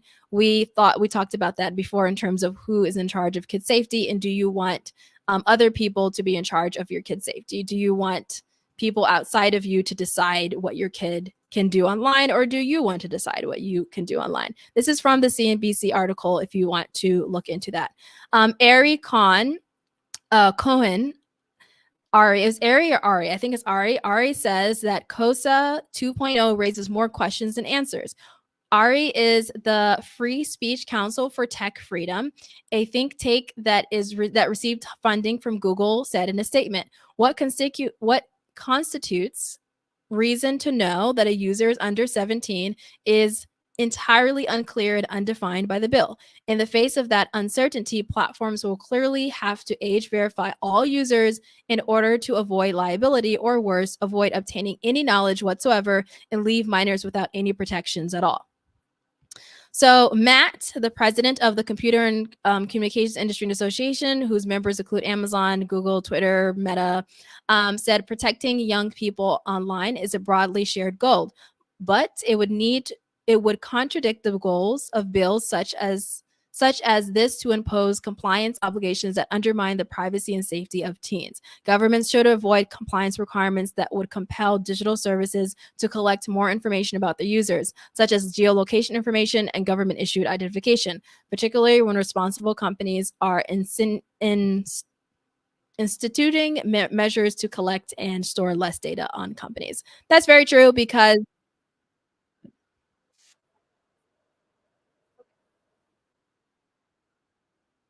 oh my God, I had to pause that ad. Okay, now I can hear. But yeah, that is very true. But because in order for this bill to work, then that means that more information will need to be collected on kids online. So we spent about 2 hours talking about the bill and some of his concerns about the bill. Most of the concerns can be summed up with, in order to protect kids online under the Kids Online Safety Act, that means that they have to surveillance more kids and collect more information about your kids. And if companies and governments have more information about you and your kids, what can they do with that information? And how can that impact kids and households where parents don't actually, they don't have their best interests in heart. They're not healthy parents. And of course, kids that are seeking really good information to help them in their lives, how are they able to get that information if everything is if everything's censored. And then that means that every single person would have to upload all of their data on these services. So that means that you would have to submit your identification, your passport, your something to a company to view content and information online. And of course, what can you view or what you say, can that be used against you? And the lack of anonymity, and I can't even talk right now. But anyways, we went through a lot. We skimmed through the original, like the full document.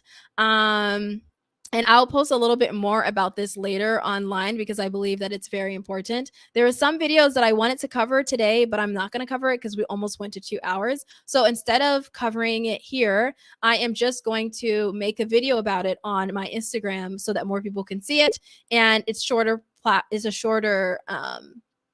It's a shorter video and it's not a 2-hour long video. But I really, really wanted to do this because I believe that us walking through some of the concerns and whether or not it will actually protect kids online is very, very important. But I will be making videos soon that are shortened and there are more information packed and very quick focus. But this is for people and parents who are very interested in all of the nitty gritty details that goes into this. So again, there's a lot with the bill. We didn't get to go through the entire bill. I spent most of the time going into what other people said about the bill instead of just exactly reading the bill, because it's important to see other people's thought processes on this and see the summary and what's going on with the bill. There's a lot that goes into this. I'm going to search security into the bill to see how many times they mention security. So let me share my screen with that because I want to at least... is this it? Yeah, share this. Okay.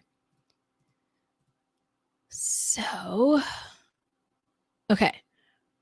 This is how many times security was mentioned in this bill.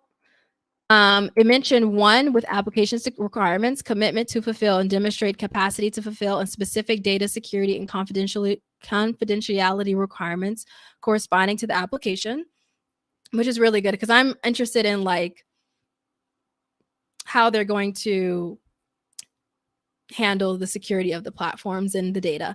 They said in terms of, what are we talking about here? Non-disclosure agreement. Okay, so they said providing access to data assets with significant vulnerabilities in the securities platform service. Okay, good that they mentioned that. And they said that they want more standards for privacy and security and confidentiality and required to participate in the program. And then how to verify age and the risks of user privacy and data security. So they mentioned some of what we talked about in our time today. If you want me to do a full-fledged deep dive into the actual bill, the Kids Online Safety Bill, and go through all 30 pages and talk about it with you, I would be absolutely happy to do so. But I did not mention in the video that I was going to do that, so I didn't want to do that. I didn't want to bore you. I want us to go to the basic of why we should be pausing. My closing thoughts is that before this bill is passed and before we're getting serious about this, we really need to get serious about what the bill entails and how it's actually going to be enforced, because there are a lot of privacy and security issues. So I am not at the place where I can say everyone, you know how sometimes I put on my Instagram like, oh, everyone go do this or download this or do that. I'm not in the place where I could do that right now. I'm not fully convinced that this would fully protect kids' privacy and security and safety online. However, I'm very convinced that a lot of people that are enacting this bill and supporting this bill and trying to get it passed through do have good intentions in mind. And I totally, fully support that. And I love that they're doing that. I'm very happy we're having more conversations about this. It's very needed. I can't just be sitting here at home on my couch like, no, this bill is wrong. We need to do a little bit more. I'm not going to, no, I want us to have really good conversations about it. And I huge kudos to everyone who is supporting this and really cares about kids' online safety, is trying to find a way to protect kids online. To be honest, anything you introduce, anything you do, especially when we're talking about laws and bills and legislation, all of this, there's always going to be a lot of complexity to the conversation. There's always going to be the good, bad, ugly, and the beautiful. It's not always going to work.